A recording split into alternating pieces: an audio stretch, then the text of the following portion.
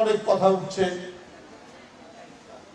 যে আওয়ামী লীগ রাজনীতি করতে পারবে কি পারবে না, কিন্তু এই কথা উঠছে না যে এই যে যারা গণহত্যা চালালো তাদের বিচার হবে কি, কারা চালিয়েছে এটা কি মানুষ দেখেনি? কোন পুলিশ, কোন ওসি, কোন এসি, কোন ডিসি এখানে ভূমিকা রেখেছে? কার নির্দেশে, কার গলা এই গণ আন্দোলনে রক্ত ঘটানোর জন্য, ধ্বংস করার জন্য, দমন করার জন্য কার নির্দেশ? আওয়ামী লীগের কোন নেতাদের নির্দেশ রয়েছে?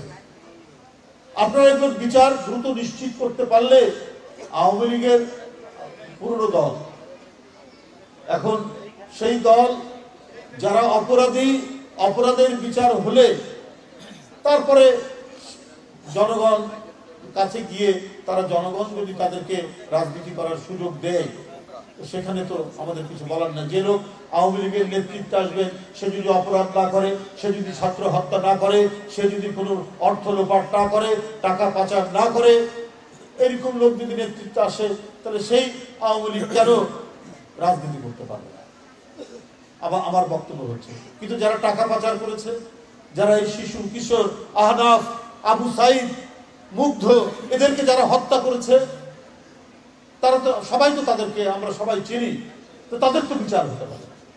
এই 2000-এর মতো শিশু, কিশোর, তরুণ, ছাত্রছাত্রীকে যারা হত্যা করেছে, শ্রমিক, রিক্সাওয়ালাদেরকে যারা হত্যা করেছে, তাদের বিচারটাই আমরা করি না কেন?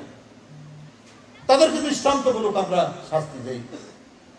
যে প্রধান ছিলেন তিনি আল্লাহ বিশ্বাস করতেন কিনা সন্দেহ আছে, শেখ হাসিনা। উনার ঈশ্বর ছিল টাকা। আজকে আমরা দেখতে পাচ্ছি উনার ঈশ্বর, উনার সৃষ্টিকর্তা ছিল টাকা।